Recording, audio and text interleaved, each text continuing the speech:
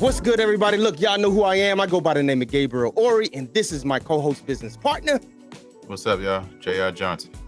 Listen, man, this is another Freedom Friday, and we're so happy, so elated to be here back with you guys, and like I said, we've been gone for a little minute, but we're back. We got the goods for you. I want y'all to share this video. Go ahead and tag people that want to know more about money, finances, especially us. We need to kind of dig in a little deeper, but we are very happy. This is a first time we've talked about this type of topic. JR, is it? I believe so. Yeah, this is the first, which is very important. I'm glad we did brought this up, because it's important in our, like you said, in our community, man. So this is good. Very important. So go ahead and share this video with people who want to learn more about finances. How can you get your financial house in order? How was your Friday, JR? Let's start there. How was your Friday, man? Friday's pretty good, man. You know how it is. It's always the last day of work. Not much really goes on, but when time to get home, hang out with the family, which is fun, and just cooler, man. Definitely. Same here. Yard work is usually Friday, kind of getting ready for that. Saturdays, you know what? The weekend over here is kind of like just Saturday. It ain't like Friday, Saturday, Sunday. It's like Saturday is your one time, for the lifestyle kind of sort of that we live. But look, we're not going to hold y'all up. Y'all know how we say on this podcast, this is Ask a Producer. And I know that y'all know that we're into music production, but this pod is not only about music production. It's about producing in a whole. We like to bring people on who's producing positivity. It doesn't have to be music production, but whatever you are producing, right? Because we believe that everyone's a producer of something. We just like to bring the people on who's producing positivity, impacting themselves, their community, and abroad. So without further ado, JR, take the pleasure of introducing this guest. Man, we got a special guest coming on today, man. I won't say his name yet, but I'd rather him present himself. But he and I met some years ago on the court. I was doing a little dusting off on the court, putting him to work. You know what I'm saying? And after, some time of playing on the court, he and I, engaged in some conversation. I found out he's a financial advisor. And so I was excited to hear about that. Of course, I've been trying to link up with him, but of course, time, things happen, life, family. But eventually one day we're going to link up and, do some stuff together. So, but I do want to bring him on. His name is Korey Banks, and I'll just let him do the rest of the talking, man. Dope. Korey Banks. Woo! Happy Friday, gentlemen. I appreciate you having me on. It's good to be here. It's good to be a part of your collaboration. And it's just an honor. It's an honor. JR, I appreciate the introduction. I think you're a little too gracious. You said we met on the court. You were giving me a beat down on the court, really. I said, you know what? I need to go meet this guy and be on his team next time. I don't want you to do what you did to me again next week. But yeah, as you said, Korey Banks, I am a certified financial planner with Edward Jones here in Somerville, South Carolina. I've been in the financial industry for about 23 years, the last 15 of which have been with Edward Jones. I'm fortunate enough to be a partner at my firm. I've been training and leading other advisors and teams, kind of teaching them how to deliver financial services and help people meet their financial goals. I love what I do. It doesn't always seem like a job. Sometimes it seems like a job, particularly if you've had a tough week like some of us do in our own careers. But again, I love what I do. I love to share my knowledge and help people, kind of achieve their financial goals and kind of find a path forward to doing what they ultimately want to do in life. Not just financially, but just in terms of a quality of life. Yeah, what got you in that field? What made you want to go into the financial world? Gabe, I kind of stumbled into it. My undergraduate degree is in sports business. So, I kind of had aspirations of being an executive for an NBA team. And early on in my career, I kind of realized that wasn't the path that I wanted to go in. But the curriculum in college was heavily geared towards business. And I've always had a math, finance, kind of numbers mindset. A couple of years later, I got into the financial industry, went back to school and got my MBA. And from there, it just kind of took off. I started off on the consumer side. So I was the guy when you walked into a local branch and you lost your debit card or needed to reorder checks. I was that guy. I was a do boy, just sitting there doing whatever was needed to kind of move along and progress my career. And from there, I went from the consumer side to the real estate commercial side to the kind of financial project side. I worked with the Dallas Cowboys on the stadium that they built in Arlington about 14, 13 years ago or so. I can't remember now. And then after that project was complete, I joined Edward Jones, and I've been on the financial planning, financial advising side since then. Wow. Wait, you said Dallas? Yeah, I know, man. The toughest part about that job was year one. I'm a huge New York Jets fan, so please hold back the booze. I know there are only about 3 of us left in this world, a couple more since Aaron Rodgers joined, but a huge diehard New York Jets fan. And my first season there working for the Cowboys, we played the Jets on Thanksgiving. And I had to sit there and act like I was supporting the Cowboys, to kind of keep that paycheck flowing the whole time underneath, like Superman. I had a green Jets T-shirt on underneath my suit, because I had to support in some way, even if I couldn't vocally. You gotta fake the funk, man. Mm-hmm. Mm-hmm. So True story, man. True story. I have a question, Yes, and sir. it's kind of like dispelling myths, I guess, in a sense. So, being that you're in the uh, financial background, can you tell us one of the biggest myths that people view about the financial world? And can you tell us, why this is such a big myth in the financial world, if you will?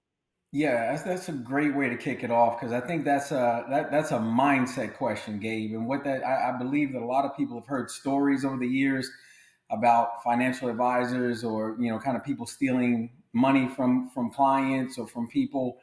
That is, some of those things are true, but I think it's blown way out of proportion to the effect that it has impacted people's willingness and their trust to go seek help. No, especially in today's world, no one's stealing money. There are people that was kind of an old school mindset. They made movies about that sort of thing, where you give somebody $10,000 and the next thing you know, that person went out and bought a boat.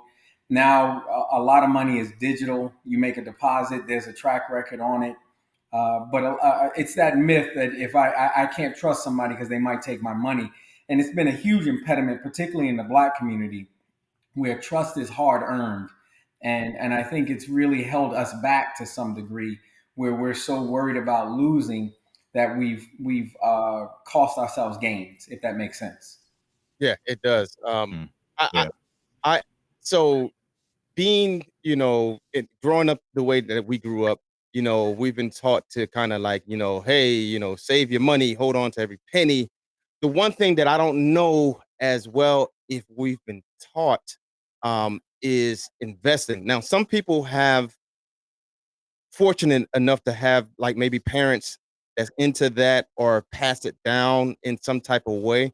Um, but explain investing to us, and how can a person start, to invest, and what does that do for that individual? Let me help out, if you don't mind, Gabe. Before I answer that question, let me talk to a little bit about what I think one of the biggest impediments are for people when it comes to investing, and it's debt. Now, when I throw out that term debt, let me say something. Let me try to explain something very clearly here. Um, a lot of people, not just the Black community or the minority community, we operate on far ends of the spectrum when it comes to debt. We either have too much debt that we can't manage, or we have no debt because we feel as though having debt is a sin in some ways, right? Financially.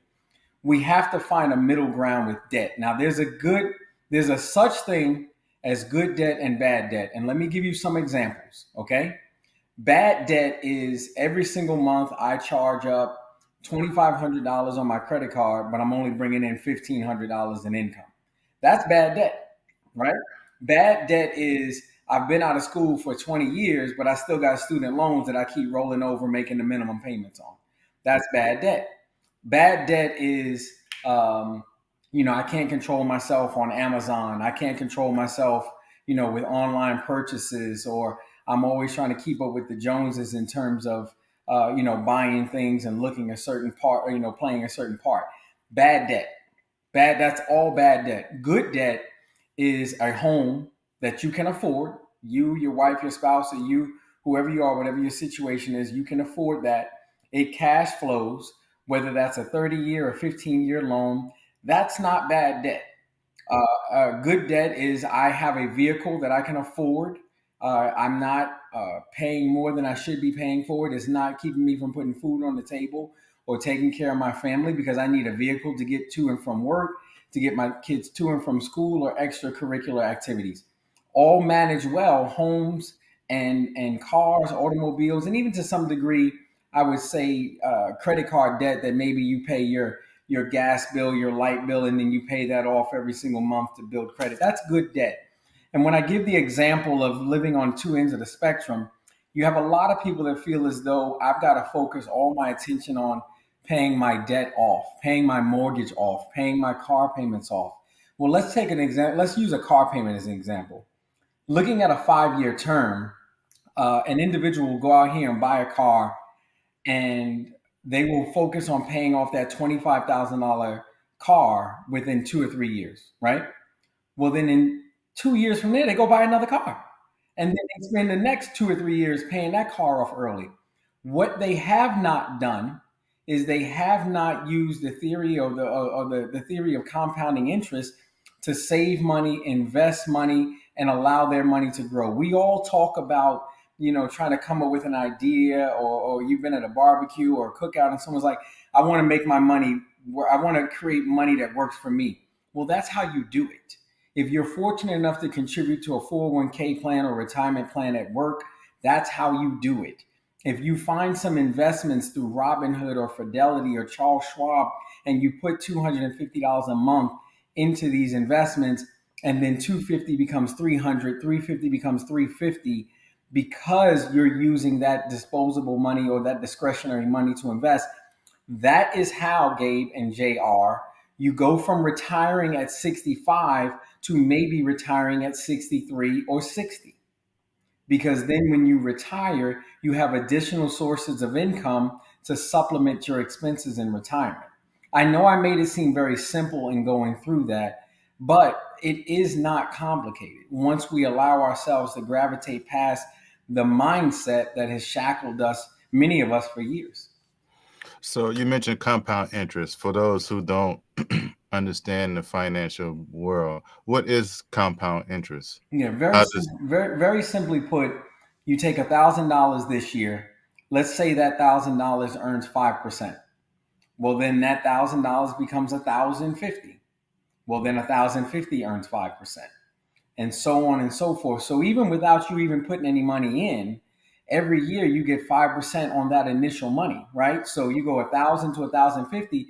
But guess what? If you put another 1,000 in throughout the course of that year, you're at 2,100 in year 2.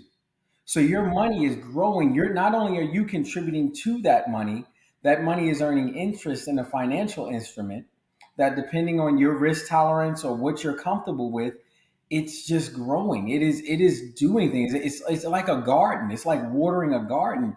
It's like putting fertilizer in. You think of it that way. And it doesn't have to be. A lot of times the fear mindset that I've mentioned is because people want to take $1,000 and they want to make it $100,000 by next year. That's not happening. No, it's not going to happen. There's no outside of the lottery.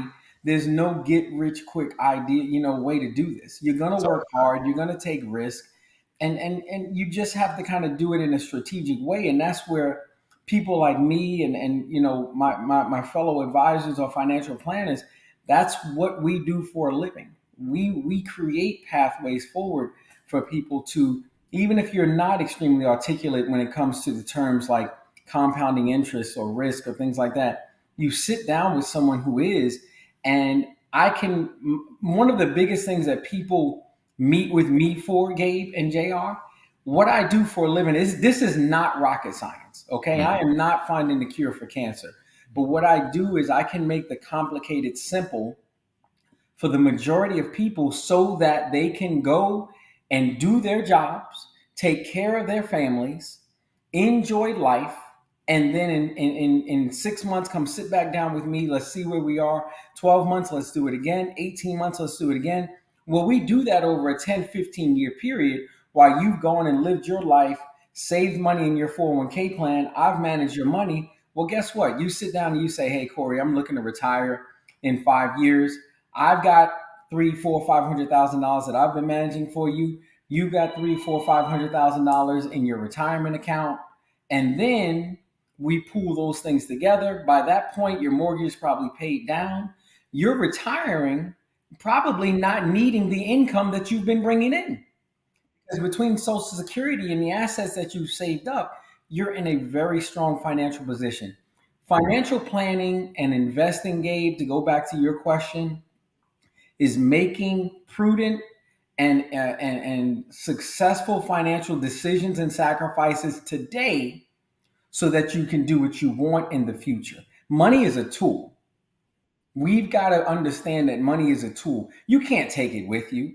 You can't direct money from the grave. We've all been to funerals, unfortunately. You never saw a Brinks truck behind there. You didn't see the lady at the teller. You didn't see the lady at the teller at the funeral, right? At the bank. Nobody dropped an ATM in there in the ground. So it's a matter of kind of creating this wealth and making the decision, whether it's legacy, generational wealth, or current wealth, to do the things that you want to do in life that are important to you. I tell my clients all the time, and they always laugh with this, because everyone, a lot of times when I'm sitting down with them doing a review, they feel guilty. They're like, well, we took that trip to Aruba, and we spent a little bit more money. Instead of buying maybe the 3 Series BMW, we bought the 5 Series. And I tell them, I said, listen, I don't care what you do with your money. You've hired me to make sure that your money lasts so that you can keep doing it within reason. Now, if someone goes out here and they say, I didn't buy the 3 Series and I bought a Lamborghini, we got a problem. But most people don't live like that. Most people are just trying to maintain and sustain the lifestyle that they have today as long as possible. I have a question. So, I look at financial advisors the same way I look at pastors, the same way I look at coaches. Like in the music world, or any industry, there's always like a coach, right? And so, like in the musical world, you might have music coaches, and their job is to kind of navigate, guide you through all the years of experience that they have, the pitfalls. They can prevent you from that by their knowledge in that field. Um, and pastors too. People go to church, and essentially the pastor's kind of like the one that's gonna guide, at least put some principles in place to help you navigate your way through whatever it is that you're doing. Have you, as a coach in a sense, or financial advisor, had any situations where uh it didn't quite go the way that you may have coached them through? And then if so, how did you navigate your way? How did you bounce back from that? What was that like for you? Yeah, that's another great question, Gabe. And I'll tell you that, what I do primarily is analytics. It's analytics driven, it's numbers driven, but it starts out by, we kind of start at the end, so to speak, in order to kind of create a beginning. The end is, let's use you as an example. You and I sit down. The first thing I'm going to ask you is, what are you looking to accomplish? Because I need to know where you want to go so that I can create the path from where we are to get there. Oftentimes in between, most financial plans are 10, 15, 20, 25 year plans. In reality, Gabe, in reality, something's going to go wrong. Let's look back over the last 4 years. You know what went wrong? The pandemic. There was no blueprint for that. No blueprint for that. If you had given me $100,000 in 2018, 2019, you were probably up to 110, 115,000, through growth and so forth. Well, then the pandemic hit, and we were more worried about. You mean if someone coughs on me, I could die? Think about that. Think about that. You come and you sit down with me about that $115,000. I have no answers for you, none whatsoever, because there wasn't a historical context to how that was going to impact the stock market, how that was going to impact people's jobs, people's finances, the economy, the federal government, and so forth. So we basically had to. I'm telling you what we did essentially. We had to stick to the plan. You have to stick to the plan, because we go into these plans assuming something's going to go wrong. That going wrong could be the war in Gaza, what's going on over in Israel and Gaza, what started in Ukraine, the pandemic, our last two election cycles. All those sort of things there's always going to be something. There's always going to be something to come up. But what I can tell you and give you some historical context on is that if you're investing with me, nothing lasts forever. Nothing lasts forever. Even the worst economic crisis that we've seen in our lifetimes, you go back to the Great Recession back in 07, 08. In reality, that only lasted about, 12, 14 months. It just seemed like forever. It just seemed like forever, right? Because there was never an answer. There was never a way out. So people panicked. A lot of people, just they going back, I'll get off of that topic. Let's go back to 2020. I had to tell some people, I really had to have heart-to-heart conversations. And I wouldn't say kind of as a pastor, but as a coach and as an advisor, as a trusted individual on most people's teams. Look, Gabe, I would say this to you, JR. If what we're seeing with this pandemic comes to fruition and the world's going to get wiped out, your money won't matter. What are you going to do with it? It won't matter. So what we have to do is we have to have faith that by way of some sort of miracle or whatever's going to happen, we'll get through this and we'll have to get back on the pathway. Because if you imagine a future beyond 2020, beyond March of 2020, 2021, 2022, your kids and so forth, we have to stick to the plan. Yeah. And when people understood that, I had to take my financial hat off. I had to put the calculators down. I had to get off of the analytics. I had to get off of the recommendations from our analysts and so forth. And I had to talk from a human perspective. I had to relate myself into the story. What was I doing? That was the number one question that I got from people, because a lot of people forget that I manage my own money, my own family's money, right? My own future is at stake. Not only do I make a living with this, but guess what? I check my portfolio, and the majority of what I own or what I invest in, I recommend to my clients because I'm seeing it, right? It's kind of like a chef. I cook what I offer what I'm good at, right? Yeah. You come into my restaurant. This is my first time cooking it. I've made this a lot, and I happen to like it, and I think you're going to like it too, and that's why it's on the menu, right? So it was kind of that conversation. But I'd like to dig a little bit deeper, Gabe, if you don't mind, into what you're saying right there. When you think about trusted individuals in someone's life, to bring, kind of faith into it, I often don't, because my industry is just like, it's kind of like school and church. You don't mention them together, right? But you think about the top people in your lives that should be, if you received a phone call from them, and I'm not talking about like family, obviously your spouse or immediate family, there are a couple of people that if that phone rings, you should find a way to answer it or call it back very quickly, right? It's probably your pastor, your primary care doctor, whoever does your taxes, an attorney if you're engaged in a situation, and then your financial person, whoever's managing your money and your family's money. We should be in your trusted contacts. We should be in your top however many. But for most people, they don't think about building that team out that way. People who can really help you navigate, through the pitfalls of life, whether it's financial, faith, emotions, or anything like that. Man, that's good to think about. You got your spiritual person to help you guide you spiritually. You got someone to help you guide you through financial planning. One other thing we forget is a trainer for your physical health. And then you also got your an attorney for your trust. You know what I'm saying? You got to have stuff stored up for your future, for your children. So those good takes are good to have, man. And I'm just soaking it up, everything that you're putting in, bro. So I would add to that, JR. I don't think it's good to have. I think it's essential. I think every human needs to have that. yeah, And it doesn't have to be on that big level, like, hey, this person is this, and I can call it. But I'm just saying, starting off, just having the mindset to know, okay, I got these, I call it pillars, and you got these that kind of manage your life, and then you get to a level where you're gonna need to maybe hire a coach in this pillar Right. to you further than where you currently are. But just to think about that. But I like what you said, man. Korey, you said nothing lasts forever. Good times don't last forever, right? Bad times don't last forever. If you have that mindset to know nothing is gonna last forever, I might be down today, but give me a little bit. It's not gonna last forever. So we're gonna take a quick break, right? But when we come back, Korey, I want to prick your brain about life insurance, Okay. specifically whole life insurance, because there's a lot of things floating out there. We know nothing lasts forever. There's different benefits that you can get out of maybe a whole life insurance.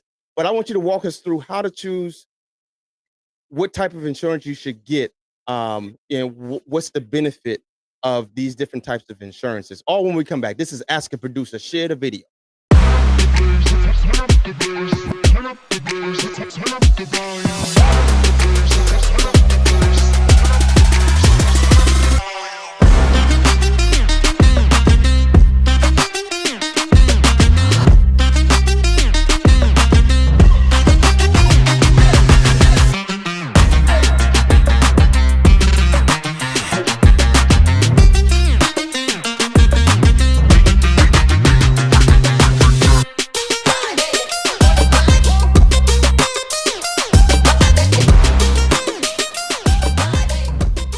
And we're back. So listen. If y'all been sitting under a rock, we're sitting here with Korey Banks. He's a financial advisor.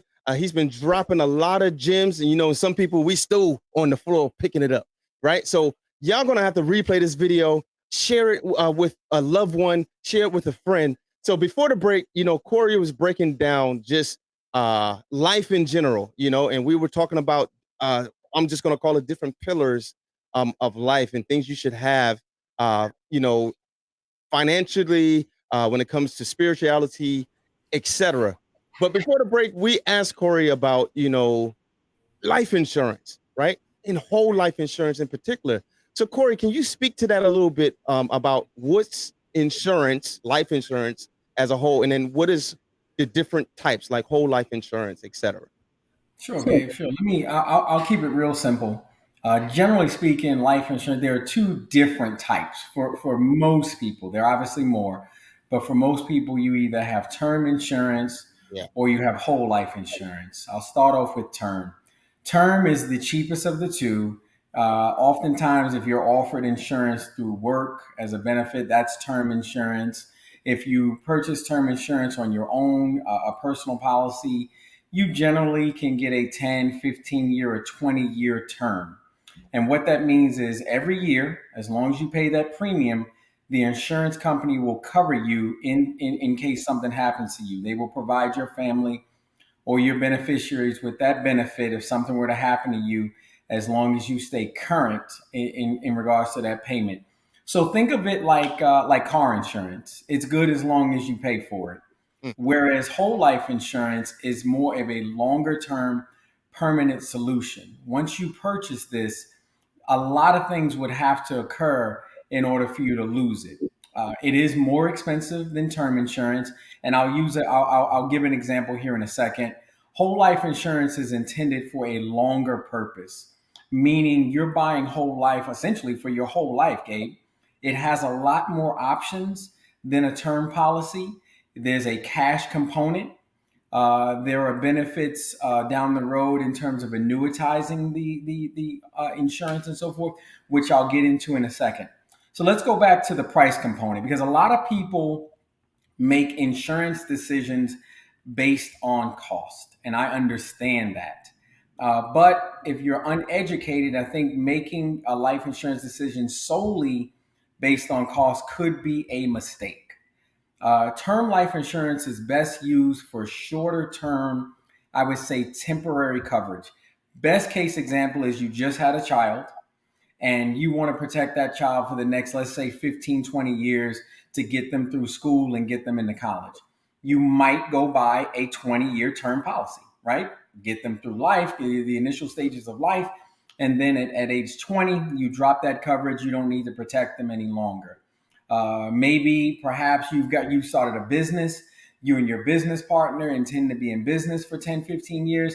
You might go get a term policy to cover each other, if something were to happen to you. So, it's called key man life insurance. Generally, it's a lot cheaper. To throw a number on it for simple purposes, this is just for example illustration purposes. Thank you. I got to give that financial disclosure, right? So let's say you buy a $250,000 term policy and it costs you $1,000 a year. A $250,000 whole life policy may cost you $2,000 a year, so twice as much.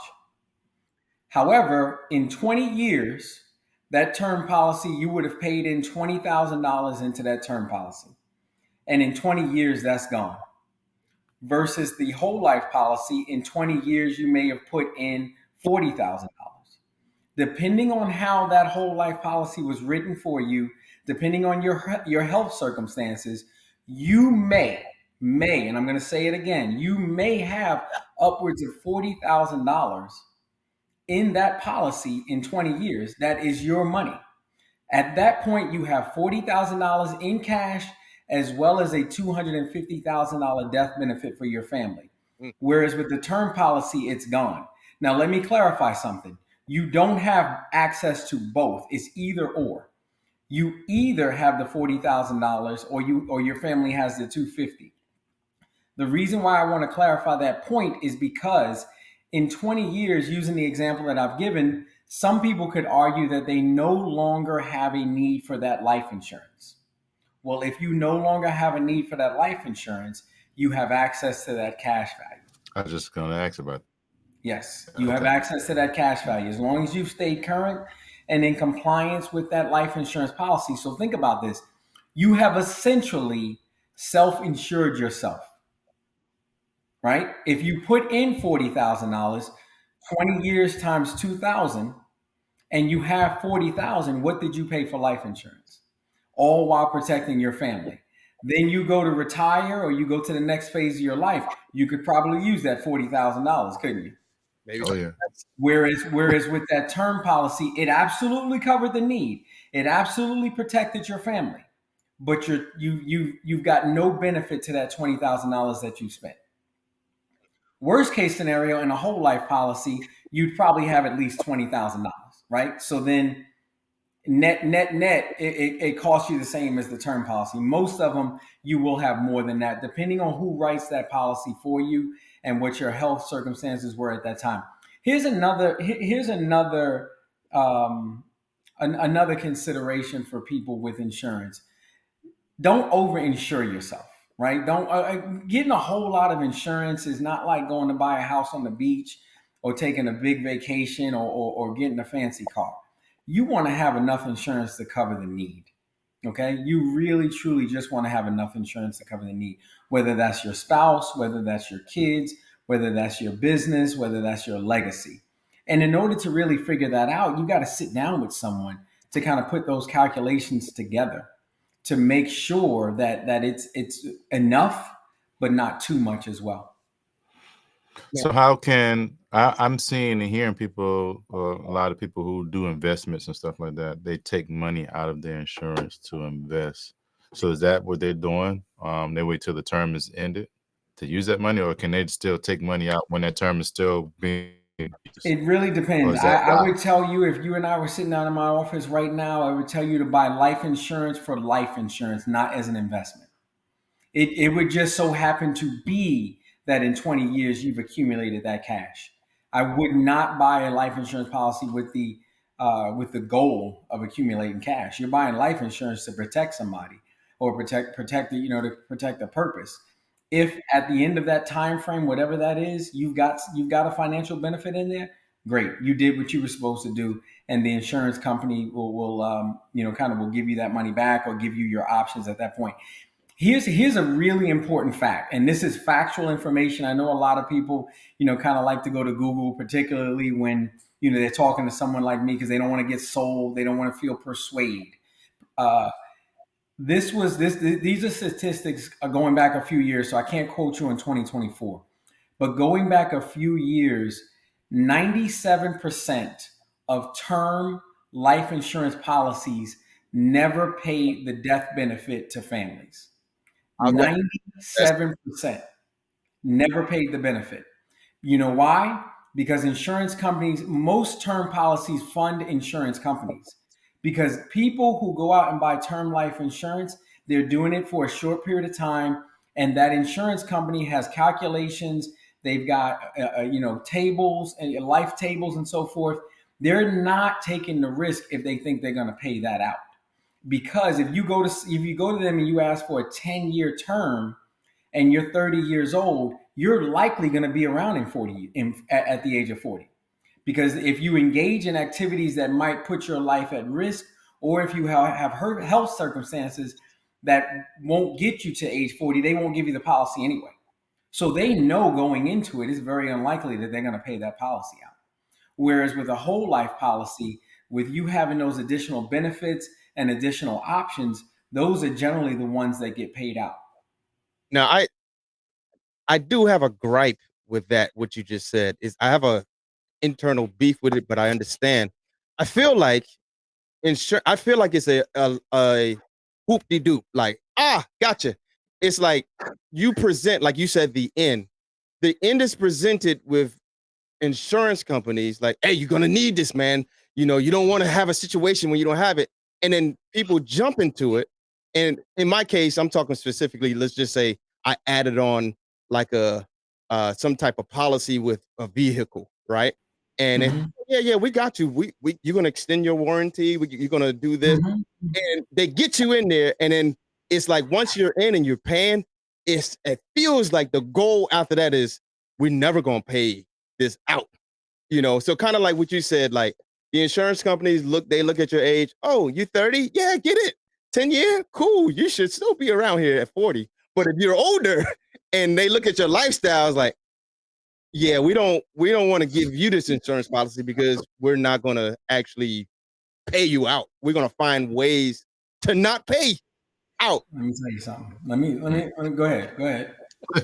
You can say what you're gonna say. I was gonna say, can you delve a little more into Here's the thing. Here's one of the things that I will tell you that a lot of my clients like working with me. Why they like working with me, Gabe, is because questions like that, I'm all for it. Because I don't drink the Kool-Aid, right? I understand exactly where you're coming from with that statement. I'll give you an example. I ran a life insurance quote for a gentleman who was 68 years old. He wanted a $2 million term policy, and the quote came back at like $30,000, $37,000 a year. yeah, yeah. A year. Because the insurance company knows they're gonna have to pay that money out. Yep. Right? So of course they've got to try to get as much as they possibly can. Whereas if I ran that same quote for a 33-year-old, you know how much it would be a year? $750. $750 a year. Yep. Okay.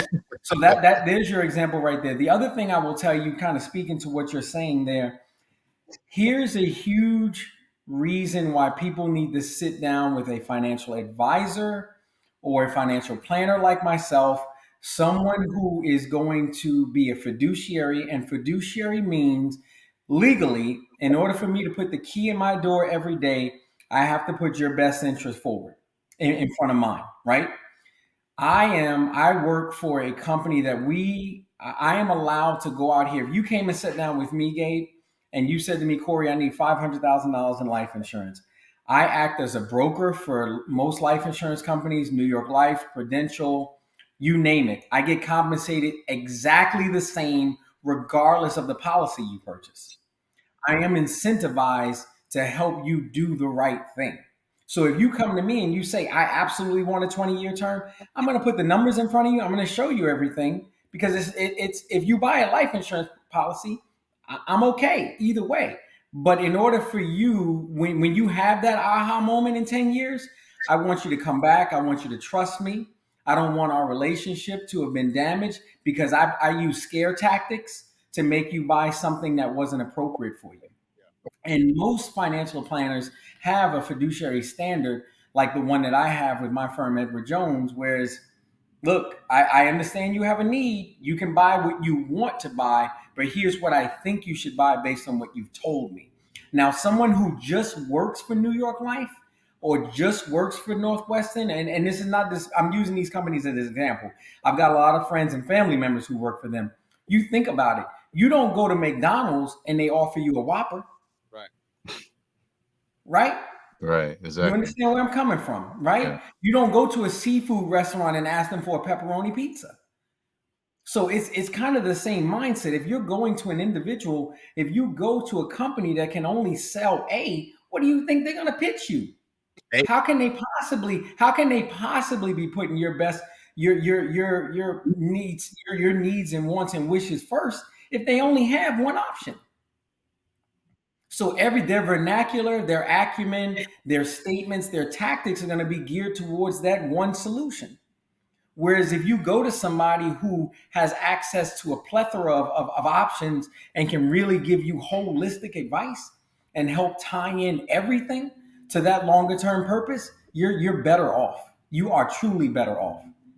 And what a lot of people don't realize too, I'll throw this out there because this is also, we talked at the beginning what the impediment is for some people sitting down with me is they think it's going to cost a lot, or they think that, they're going to pay some astronomical fees. Most of the time I'm compensated by what you purchase. If you go directly to an insurance company, then, they receive the commission or the sales for that. If you come to me, they simply just split it with me. You don't pay anything additional. Like real estate almost. Yeah, like all they're doing is splitting it with me because I brought the business to them. So it's not, there's still, going back to kind of building that trust factor. I understand a lot of people feel as though, well, if I go to Korey, if I go to Mike, I'm going to be charged extra. You're not. That's not the way the industry works. It's a very archaic approach that used to exist in the 80s. Honestly, it used to, but now there's so much regulation now. There are so many compliance hoops that a lot of us have to jump through in my industry that it doesn't even make sense for me to try to do anything wrong. It just doesn't. It really does not make good business sense. I don't want to spend my time trying to justify, misleading Gabe to buy a life insurance company when I got 5 other people in the lobby ready to buy a life insurance a policy. You understand? So you've just got to, like anyone else, you've got to put time into finding someone you could trust. And that trust continues over the years. You go back to that example about the life insurance, Gabe.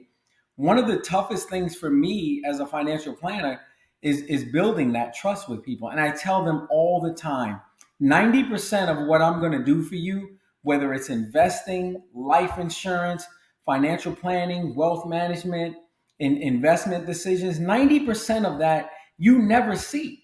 At my desk, I'm sitting behind upwards of 4 screens at any particular time. 10% of it is me communicating it to you based on what you told me. The communication actually is inverse of that. If you're sitting at home and you're seeing commercials from one of my competitors, or you're at a cookout and someone's saying they work with JP Morgan or they work with Merrill Lynch, it gets in your head. You're at a cocktail party. You're seeing commercials. You're seeing things. You've got to proactively pick up the phone and ask me, 1, is what I heard true? 2, which is the biggest thing, is it applicable to the plan that I've laid out for you? Most of the time it's not, but it's that trust that you have to build over the years. It is a long-term relationship. A lot of my clients, I've been with them, I mean, we're 14, 15 years. I know their families. I know them. I know their. I'll give you an example. I just helped a family send their kid to college. I knew the kid when he was 4, when he was 5, right?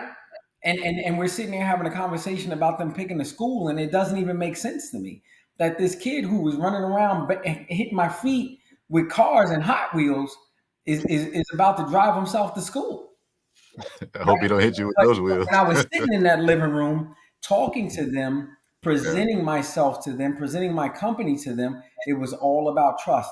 And then each year we built on that trust. We went through the pandemic. We went through, 2018, the debt ceiling, all different things that I can throw out to you, kind of the election, January 6th. And I proved that I was going to stand by their side and help them navigate that. So now it's not about trust. It's not even about that. It's really just about, hey, Korey, this came up. Help us get through it. All right. Give me a couple of days. Let me run some numbers and I'll get back to you. That is it reminds me of what's how's the slogan go? Like a good neighbor. Yeah. Yeah. I mean, where JR knows where I'm located, right over in, right over in Cane Bay. I'm not sitting in a big office with security. It's myself, it's my admin who runs my practice, and that's it. If you sat down with me and something didn't work out, guess what? You walk right back in, and I got to be accountable. And you might run into me at Publix or Harris Teeter or on the ball or at the YMCA with our kids playing, kind of playing t-ball or baseball or something like that together. And that's part of the reason why, I do what I do where I do it, because I'm not worried about it. But the challenge for most people, again, going back to one of the first questions you asked, is finding that individual that they can trust, that you do think has your best interests at heart. And it is challenging. It's challenging for a lot of different reasons. We talked about this offline, JR. Our community in general, we've been done wrong in a lot of different areas in life, right? We can go way, way back to the Tuskegee Airmen if we wanted to go that far back, and and we just haven't been built. Our legacies and our history hasn't been built on trust, not just of people who even look like us, anybody in general. And when it comes down to wealth and money, something of which that is relatively new to our community. Wealth and financial comfort is relatively new to our community. And what I mean by that is we're not talking about generational wealth right now. Gabe, JR, myself, we're starting that out right now, right? We're the grandparents, we're the grandfather, the great grandfather that kids are going to talk about, in 50 years, 75 years, and be like, you know what? I remember Grandpa Gabe left this money, or Grandpa Gabe did this, or Grandpa JR did this, right? That we're that now. And it's kind of up to, so it's just happening now. And even us ourselves in the age range that we are, we're in the infancy stages of that. It wasn't our parents, it wasn't our grandparents. And that's not to disparage what they did. They did the best that they could to provide these opportunities for us now. But we're now seeing the turn in the Black community for minorities, where we're building wealth and we're building true financial security, and not necessarily always living paycheck to paycheck. Man, I feel like we've been in a class. This should be offered into the school systems. I know when I was growing up, we didn't have nothing like this in my school, but Likewise, man. Likewise. I mean, look, where I grew up, I'm originally from New York. And it was about trying to get those new Jordans. Man, you know what my parents could have did with $150? They saved 6 months to buy me Jordans for graduation. We could have done so many other things, but I wanted Jordans, and that was the culture at the time. Kind of growing up in the inner city. We paid our rent, we kept the lights and the gas on, and put food on the table, and every 2 weeks we did it again. how can if a person wanted to reach out to you and they wanted some financial advice, or they wanted to book you for a call, how can you be reached? Yeah, I'm on social media. Obviously, I've got a Facebook page. We got social media, but the easiest way for me, I like to meet people. I like to talk. They can give me a call in the office. My office number is 843-899-1163. Again, that's 843 899-1163. Whitney is my admin. Just call. We're personable. You don't have to go through a gatekeeper and kind of jump through a whole lot of hoops just to get on the phone or talk, get some reassurance, create a point of contact, because that's the only way. A lot of times, this information was almost secretive. It was almost like, kind of behind closed doors, like the Wizard of Oz. Only certain people were privy to that information. Like I said earlier on today, this isn't rocket science. We just need to be able to start building that trust, building that knowledge, kind of share it and push it forward and to the masses, because it's a tremendous opportunity. We don't have to work until we're 65, 70 years old. We don't have to do this anymore. Now, if you want to do that, right, absolutely. But we shouldn't live our whole lives expecting to work till 70. Those days have got to come to an end. Wow. Expeditiously, like they say. Again? But expedition. Yeah, absolutely. The sooner the better. Yeah. The sooner the better. I'm closely approaching 50, so the sooner the better. I'm not just saying that to everybody on there. I'm reminding myself. Right, exactly. Likewise. Listen, man, we've been taken down a road, and I hope our audience that's watching this, that's gonna see this, is really tuning into what Korey's saying. He's wanted to. The root thing that I hear you saying, Korey, is trust. Build the trust. The information's there. Korey is the man that can, guide you to that financial future that you want. And I think in our community is very important. You need to. You do everything else. You have a doctor, right? You trust your doctor, or you should, right? For things about your health. You go to church, so you're showing some type of opening trust, right, for your spirituality. What about financial, right? Isn't that a big part of your life as well? So you should trust people like Korey. Give him a call. Look him up. Give him a call. Let him help guide and navigate your life to where you want it to be financially. So JR, any last words? Yeah, man, like you said, man, give him a call. That's why we brought him on the show. Korey knows his stuff. I appreciate it, guys. And even if it's not me, it's somebody. There are a lot of professionals like me, that look like me, that look like us, that really, really genuinely care about trying to make a difference. And that's kind of where I am. That's the mindset I have. And I can't thank you guys enough, man. This was so much fun. This was so engaging. I hope I get another invite. We can switch the topics up, or whatever you guys need to think is best for the audience, because this is needed. Like you said, I wish I had something like this to listen to in the car, or maybe while I'm making dinner for my kids, or kind of sitting down at the end of the night with a glass of wine with my spouse and so forth. We just need this, and there's encouragement in this. There's the potential just to know that it's possible. Sometimes we just need to know it's possible. We need to feel as though, look, other people are doing it. Why won't I? Why wouldn't I be doing it? Exactly. And listen, his name is Korey Banks. Y'all see the name Banks? He has money in his name, so that's why you should give him a call, right? But listen, man, we had fun. We appreciate you, Korey, for coming on our platform and sharing your knowledge, your understanding, your wisdom in this particular space. We appreciate that, man. Hats off to you. Much success to your business and in your business. So listen, y'all know, like we say every week, y'all get it here first, right? This is a platform that we bring producers on, right? They're producing in their fields and life. And we like that type of thing, because we know a lot of people that watch this podcast, they're aspirating to certain things, and they're starting off, they're getting to it. They need to have a pathway, or need to know who to call to help them get through that. And so people like Korey, we appreciate them for taking their time to come on. They could be anywhere else, but they took their time to come on our pod. We appreciate that. So listen, this has been Ask a Producer. I'm Gabriel Ori, and this is my co-host, business partner, JR Johnson. Thank y'all for watching. And we out, y'all.